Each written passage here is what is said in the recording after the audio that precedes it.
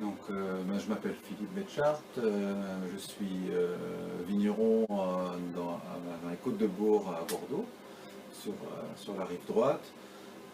J'exploite un petit domaine familial de 11 hectares, ce qui est petit moyen dans notre région. Les Côtes de Bourg, on est situé sur l'estuaire de la Gironde.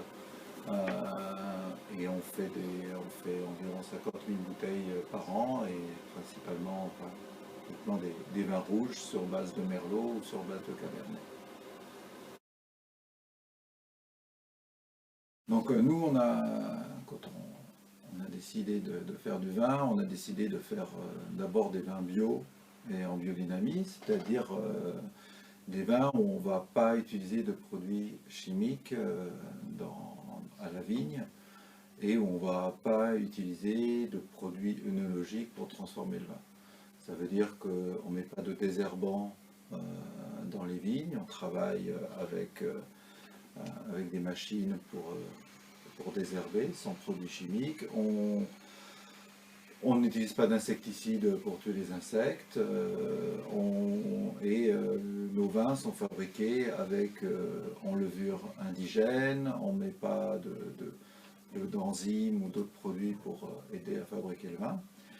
Le fait que ce soit vegan, c'était aussi, comme moi-même je suis végétarien, je ne mange pas de produits animaux, c'était pour montrer aux clients aussi qu'on n'utilisait pas de produits animaux lors de la fabrication du vin, et en particulier, comme vous le savez, on peut utiliser des cols pour clarifier le vin, qui sont à base animale, comme le blanc d'œuf, les gélatines, les cols de poisson ou d'autres choses de ce type-là qui sont à base animale. Et donc moi j'ai décidé de supprimer tous les produits à base animale, mais aussi pour les cols des étiquettes, pour les encres des étiquettes ou des cartons.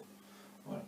Donc l'idée c'est vraiment d'avoir une démarche de vin naturel au sens où on ne va pas utiliser de produits chimiques et au sens où ça respecte la nature, ça respecte les animaux, c'est-à-dire pas d'insecticides dans la vigne et pas de produits animaux pour fabriquer du vin qui n'est pas nécessaire. Voilà.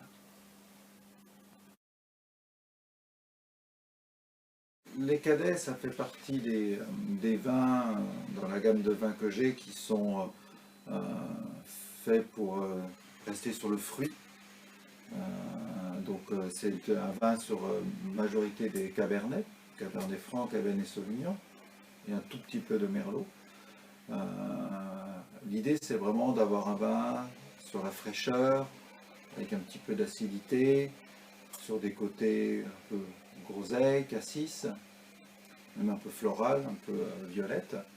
Et donc c'est des vins qui vont très bien aller avec soit sur des apéritifs, bar à vin, consommation avec des petits tapas, ou sur des cuisines, justement, sur des cuisines végétales, à base de produits végétaux, comme des aubergines grillées, ou des choses de ce type-là. Parce que justement, on a cette fraîcheur, on a cette acidité qui va bien aussi avec tout ce qui peut être vert, ou des asperges vertes grillées, ou des choses de ce type-là.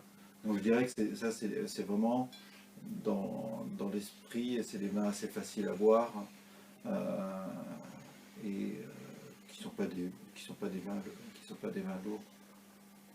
On peut dire que c'est des vins un peu modernes pour Bordeaux, parce que c'est pas du tout boisé.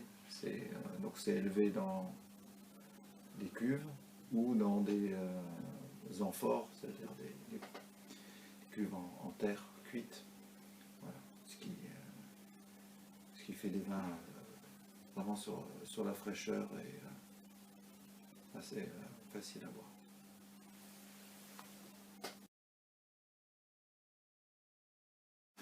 En fait, moi, je suis propriétaire que de vignes rouges. Et j'avais envie de faire un vin blanc et de proposer un vin blanc à mes clients. Donc, en fait, j'ai acheté des raisins à un ami qui est dans le sud de Bordeaux, vers Cadillac, Loupiac. Et avec ces raisins-là, j'ai créé ma propre cuvée en vin blanc, qui est un vin blanc frais, assez aromatique sur du Sauvignon gris.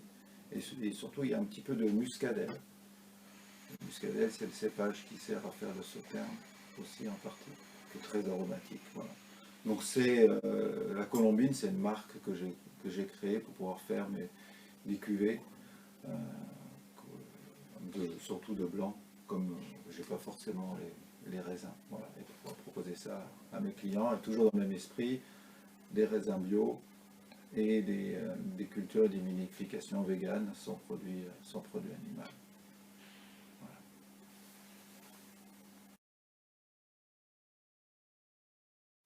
Ben, en fait, la difficulté pour l'instant qu'il y a, c'est que beaucoup de gens ne savent pas qu'un vin peut ne pas être vegan.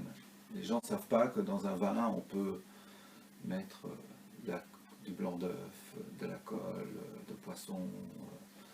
Donc en fait, on est encore en train de beaucoup expliquer aux gens que oui, ben, il y a dans votre vin, il peut y avoir plein de produits ajoutés, etc. C'est pour ça que les gens ont bien compris que dans les vins bio, il y avait moins de choses, mais ils n'ont pas encore compris qu'on pouvait avoir tous ces additifs qu'on pouvait utiliser dans le vin. Donc on doit expliquer, même des fois à des restaurants véganes qui ne savent pas que le vin peut être pas vegan. Donc c'est pour ça qu'on fait certifier. Donc actuellement on vend quand même, on a des restaurants vraiment vegan sur lesquels on vend des vins. En France ça commence, c'est quelque chose de nouveau, mais ça marche très bien en Angleterre. Les végétariens c'est quelque chose qui est beaucoup plus ancien. Et moi je vends aussi quand même le fait que ce soit vegan en Corée,